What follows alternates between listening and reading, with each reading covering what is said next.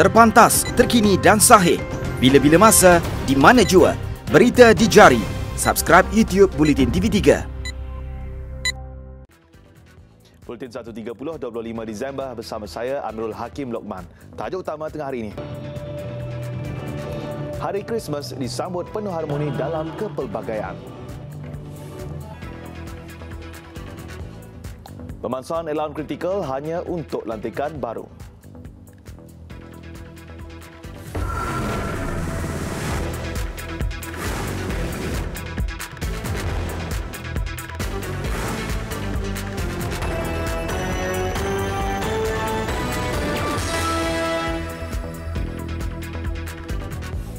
Assalamualaikum dan salam sejahtera.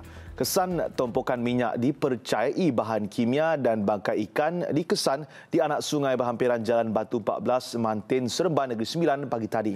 Menolong Pengarah Operasi Jabatan Bomba dan Penyelamat Malaysia, Negeri Sembilan, Ahmad Mukhlis Mokhtar berkata pihaknya menerima maklumat kira-kira jam 5.35 pagi. Seramai 18 anggota dan 2 jentera termasuk dari pasukan pengurusan bahan berbahaya Hazmat bergegas ke tempat kejadian. Siasatan lanjut mendapati ada kesan tumpukan minyak dipercayai bahan kimia serta bangkai ikan di anak sungai terbabit. Hazmat telah mengambil sampel air sungai berkenaan dan setakat ini bacaan adalah pH 5.8. Jabatan Alam Sekitar JAS turut berada di lokasi untuk menjalankan siasatan lanjut.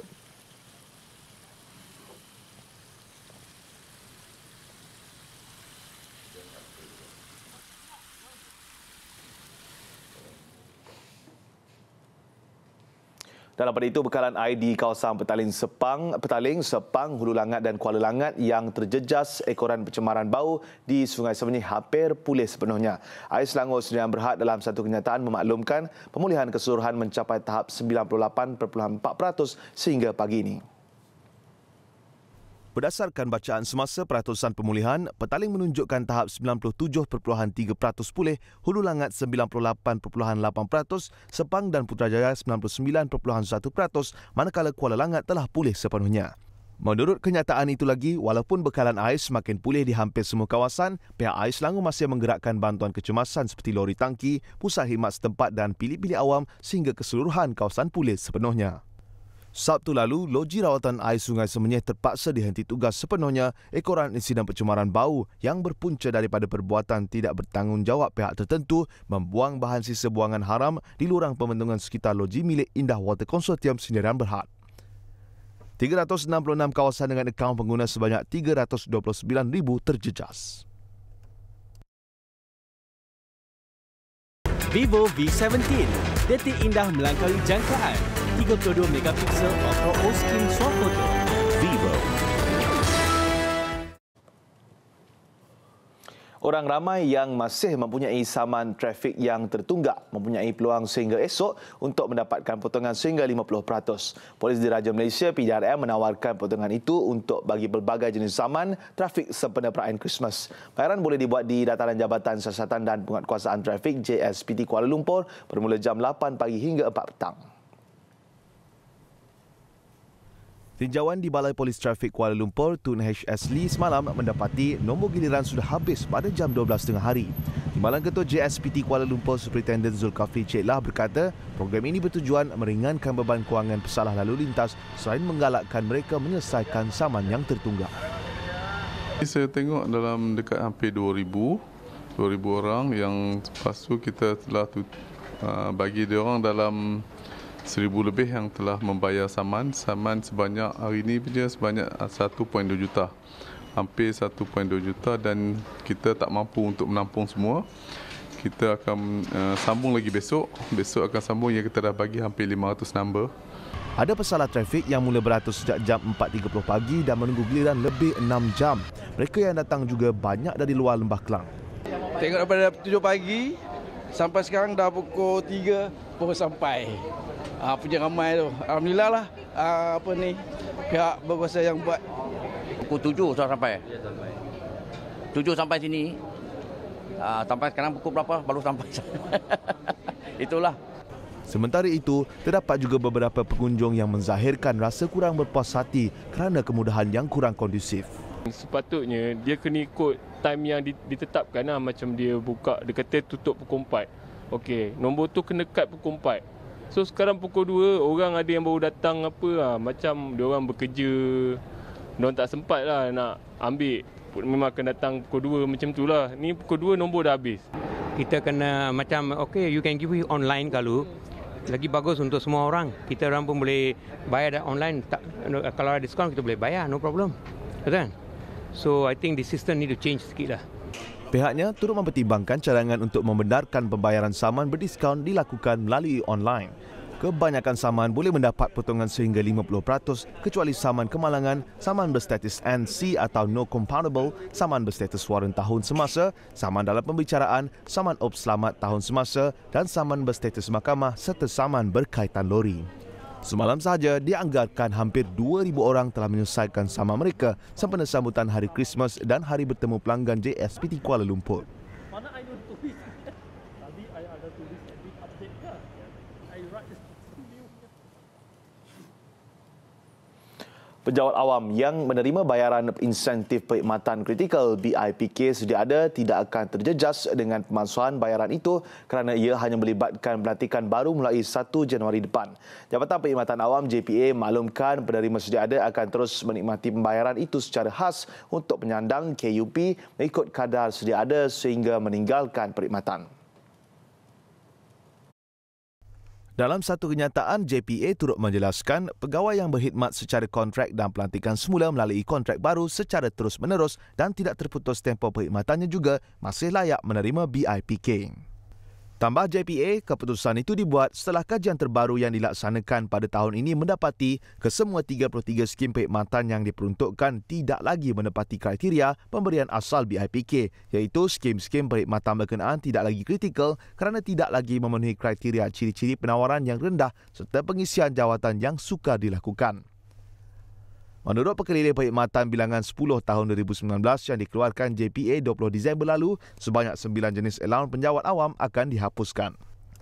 Antaranya bayaran insentif angkat najis, bayaran insentif menaip jawi, insentif proficiency bahasa Inggeris dan allowance critical doctor. Berita pemalsuan yang turut membabitkan bidang perubatan itu tular di media sosial semalam sehingga menimbulkan kegusaran penjawat awam.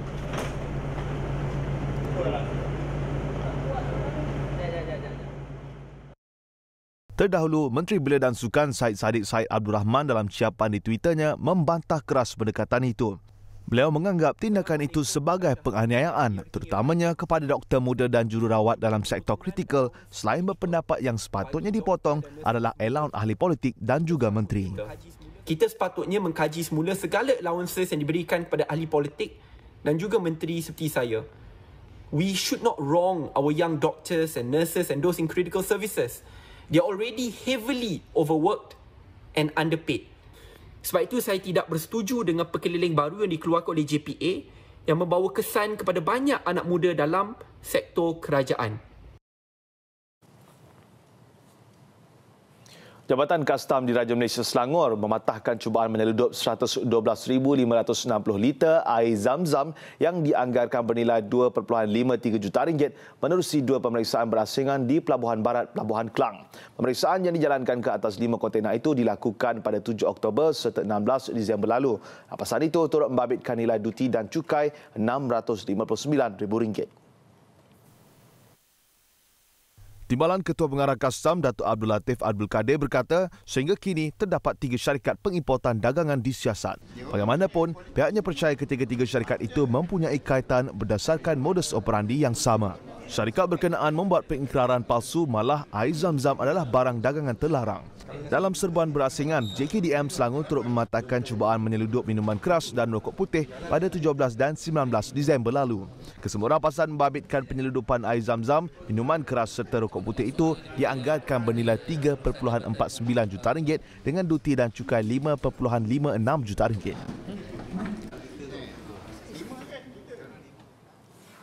Yang di-Pertuan Agong, Al-Sultan Abdullah Riayatuddin Al-Mustafa Billah Shah dan Raja Maisuri Agong Tunku Aziza Aminah Maimunah Iskandariah menyampaikan ucapan selamat kepada masyarakat beragama Kristian di seluruh negara yang menyambut Krismas hari ini. Dalam hantaran pada akaun Instagram Istana Negara, Sri Paduka Baginda bertitah, semoga musim perayaan ini membawa keamanan, kemakmuran dan kegembiraan kepada semua. Rakyat Sabah meraihkan semua perayaan dalam suasana penuh harmoni dan semangat muhibah. Malah kelebihan itu menjadikannya antara negeri yang unik. Ketua Menterinya Datuk Seri Muhammad Syafiq Abdal berkata, keterbukaan rakyat negeri itu menghargai pelbagai adat dan budaya, menjadikan setiap perayaan diraih termasuk Krismas cukup bermakna. Jelasnya, Sabah sudah pasti tidak dapat dibangunkan jika rakyatnya berpecah. Beliau turut menggesa masyarakatnya jangan terpengaruh dengan cubaan pihak tidak bertanggungjawab yang menyemai kebencian dan rasa tidak percaya kepada kerajaan kerana ia boleh menjejaskan pembangunan serta kemajuan yang telah dikecapi. Datuk Seri Syafiee berkata demikian dalam perutusannya sempena Hari Krismas 2019. Adalah menjadi hasrat beliau melihat rakyat di negara ini, khususnya di Sabah, terus bersatu dalam menghadapi apa juga cabaran. Sebagai hadiah Krismas tahun ini juga, beliau telah mengisytiharkan cuti umum tambahan sehari bermula tahun ini. Ia menjadikan cuti Krismas selama 2 hari di Sabah, iaitu pada 24 dan 25 Disember.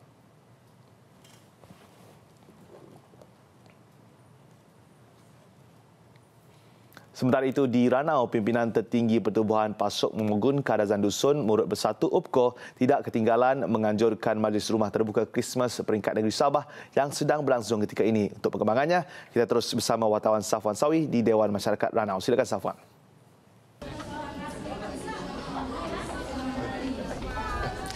Raikan kepelbagaian, keterbukaan, keharmonian dan perpaduan, eratkan ukhuwah, inilah Sabah, orangnya ramah tamah, negerinya indah. Assalamualaikum warahmatullahi wabarakatuh. Salam hormat Majlis Rumah Terbuka Krismas UPKO 2019, dan lazimnya kalau rumah terbuka, biasalah kita ada makan-makan, jumpa sanak saudara, jumpa kawan-kawan. Dan kali ini bezanya saya difahamkan ada cabutan bertuah.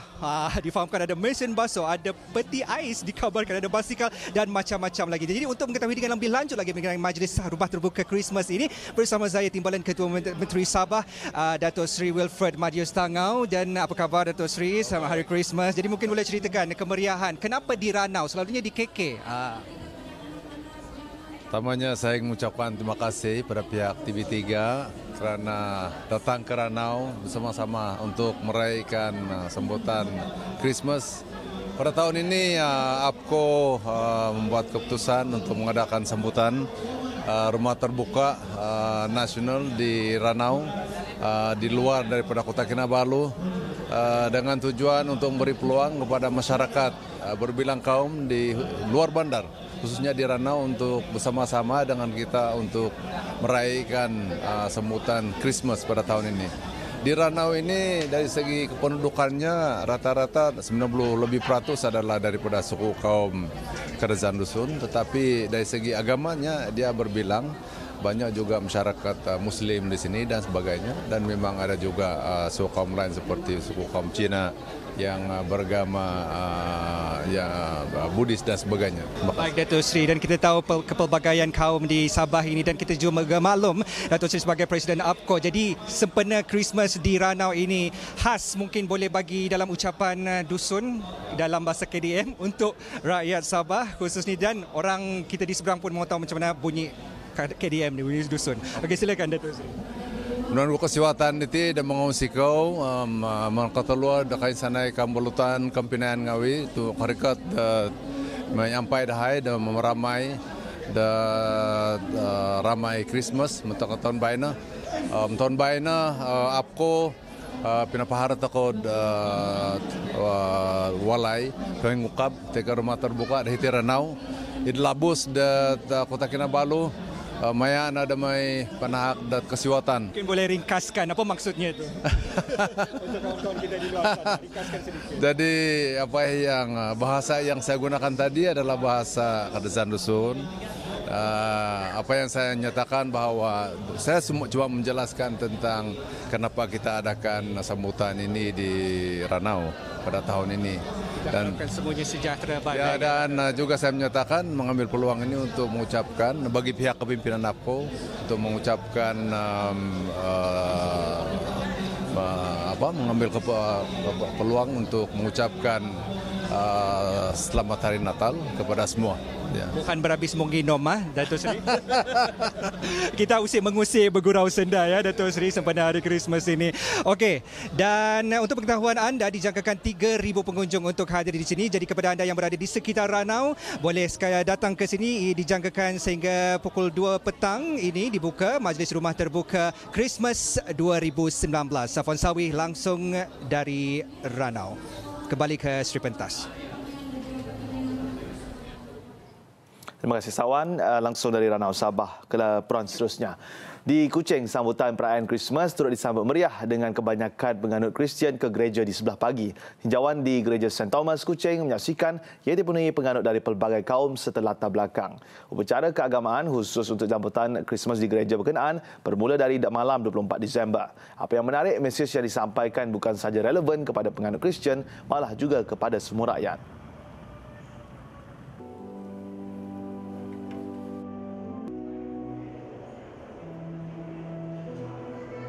Besar impaknya. Laris selepas hasilnya. Pantas menampilkan prosiding ini secara keuangan maya.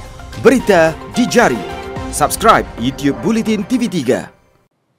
Laporan antarabangsa, penunjuk perasaan Hong Kong kembali berhimpun di beberapa lokasi utama serta bandar dalam protes yang diadakan menjelang sambutan Christmas malam semalam. Perhimpunan yang digelar sebagai protes Silent Night bagaimanapun bertukar kecoh apabila ada segelintir yang bertindak di luar kawalan. Menurut laporan media tempatan, penunjuk perasaan membaling objek keras ke arah pihak berkuasa termasuk payung dan botol air. Keadaan mendorong polis menggunakan gas pemedih mata untuk meleraikan ribuan orang yang berhimpun di Kowloon. Menerusi muat naik di media sosial, penunjuk perasaan dijangka mengadakan satu lagi protes besar-besaran pada malam Tahun Baru.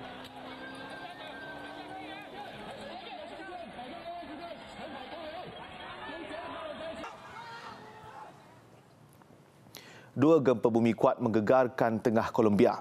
Gempa 6.0 magnitud melanda sekitar jam 2 petang waktu tempatan berpusat 160 km dari selatan Bogota.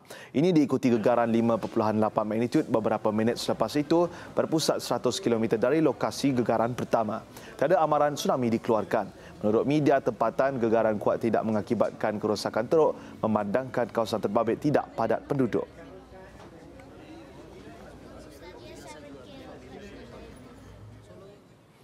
3 sekeluarga ditemui mati lemas dalam kolam renang sebuah resort di Costa del Sol, Spanyol.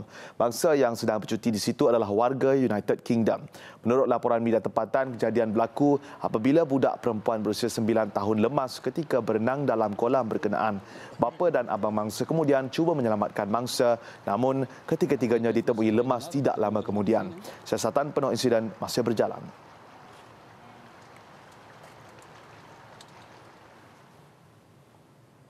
Besar impaknya. Laris selepas hasilnya. Pantas menampilkan prosiding ini secara keuangan maya. Berita di jari. Subscribe YouTube Bulletin TV3. Sukan, 3 daripada 4 pemain bawah 12 tahun mengesahkan tempat untuk menjalani latihan bola sepak di Jepun di bawah program Klinik Bola Sepak Akademi Fagiano Okayama yang dijadualkan berlangsung pertengahan tahun depan. Kini tinggal satu lagi slot bakal diisi pada siri pemilihan terakhir yang akan diadakan di Stadium Hang Tuah, Melaka hari ini. Padang Majlis Sukan Negara Bukit Jalil menjadi venue ketiga pencarian bakat bagi kawasan Kuala Lumpur semalam. Sesi pemilihan diadakan seawal jam 8 pagi membabitkan 200 peserta yang ditemani ahli keluarga di sekitar Lebah Kelang. Dan hasilnya, Muhammad Muiz Hakimi terpilih untuk ke Jepun dan tekad memanfaatkan segala tunjuk ajar di sana. Rasa gembira, bangga kerana dapat terpilih pergi ke Jepun. Itu rasa terkejut tiba dia panggil nama saya, panggil Muhammad Muiz Hakimi. Lepas tu saya pergi ke depan, tak tahu nak buat apa. Satu memang excited tapi tak faham bahasa Jepun. Sesi pemilihan anjuran Yakult Malaysia Sdn Bhd ini diadakan secara berperingkat menjelajah ke 4 negeri Pulau Pinang, Kelantan, Kuala Lumpur dan Melaka. Muhammad Muiz akan mengiringi 2 pemain yang telah terpilih pada sesi pemilihan pertama dan kedua yang telah diadakan pada 21 dan 22 Disember lepas. Mereka ialah Shazril Izwan Syairul Nizam dari Pulau Pinang dan Khairul Faiz Nur Azhar dari Gua Musang. Next year onward, we'd like to organize this kind of the program in the at least 2 or 3 times per year. Then I'd like to give all the opportunity to under 8, under 10, under 12 in collaboration with Fagiano Okayama, and also under 15 we'd like to collaborate with Cerezo Osaka, one of the Japanese professional league in first division. Dalam pada itu, Hadi Fayad selaku peneraju utama program ini teruja melihat sambutan menggalakkan di kalangan pemain dan keluarga yang hadir. Penyerang Fagiano Okayama itu optimis klinik bola sepak sebegini mampu melahirkan lebih ramai pemain berkualiti untuk skuad kebangsaan di masa depan. Dan saya sangat gembira lah dapat melihat semua budak-budak hari ini sangat happy. Even panas-panas pun main kat atas turf, diorang sangat gembira dan diorang tak bagi saya nampak diorang tak reti penat lah hari ini. Itu yang saya seronok tengok budak-budak sini bergembira dan enjoy lah apa yang kita orang buat ni. Dan saya harap di masa akan datang pada tahun depan kita akan dapat banyak buat program seperti ini untuk budak-budak di Malaysia. Peluang untuk skuad hoki lelaki negara mencuri slot ke Sukan Olimpik Tokyo 2020 nampaknya sudah terkubur apabila Afrika Selatan yang sebelum ini berura-ura mahu menarik diri dari tamasya itu membuat keputusan meneruskan saingan di Tokyo nanti. Perkara itu disahkan Timbalan Presiden Konfederasi Hoki Malaysia MHC Datuk Dr. Shamala selepas mesyuarat Ahli Persekutuan Hoki Asia AHF di Kuala Lumpur semalam. Kelayakan ke Tokyo 2020 kita sedia maklumlah, malangnya kita tidak layak walaupun dah berpuluh kali dah dekat untuk layak, tapi kita kena terima hakikat dan saya rasa amat penting untuk sekarang kita move forward lah.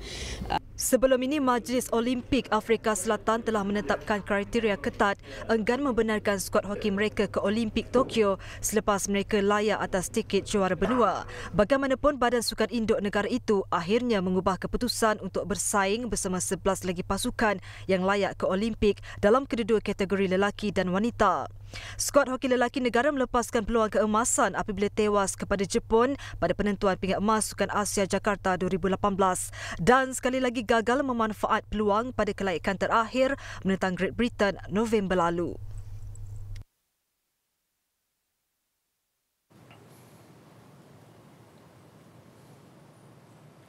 Berbaki 7 bulan sebelum bermulanya tamasya Sukan Olimpik 2020 di Tokyo, persiapan tuan rumah Jepun nampaknya dalam landasan tepat, terutamanya selepas perasmian pembukaan Stadium Nasional. Namun paling mencuri tumpuan pada majlis berkenaan manusia terpantas dunia Usain Bolt yang turut membuat penampilan istimewa. Kelibat pemenang 8 pingat emas Sukan Olimpik, Usain Bolt sudah semestinya paling dinanti pada majlis perasmian pembukaan Stadium Olimpik baru di Tokyo, Jepun. Dimulakan dengan taiko drum yang kembali mengimbau kemeriahan kejohanan rugby Piala Dunia, pelbagai persembahan kebudayaan kemudiannya mengambil tepat sebelum detik yang dinanti kemunculan Bolt di atas trek perlumbaan. Sebagai simbolik, Bolt turut bersama-sama menampilkan aksi lariannya menerusi acara lari berganti-ganti bersama beberapa ikon selebriti, ikon sukan Jepun dan atlet para Jepun. It was a great experience actually being here, running in front of so many people. I was happy and excited because I won't be getting to compete at the Olympics. Stadium Nasional Jepun ini dibina di atas tapak lama Stadium Olimpik 1964 di mana ia akan menjadi venue bagi upacara perasmian pembukaan dan penutup tamasya Sukan Olimpik 2020 nanti. Direka oleh arkitek terkenal Kengo Kuma, pembinaan stadium ini menelan belanja sehingga $1.45 bilion Amerika. Acara pertama yang akan diadakan di stadium ini, perlawanan akhir Piala Baharaja Jepun pada 1 Januari 2020.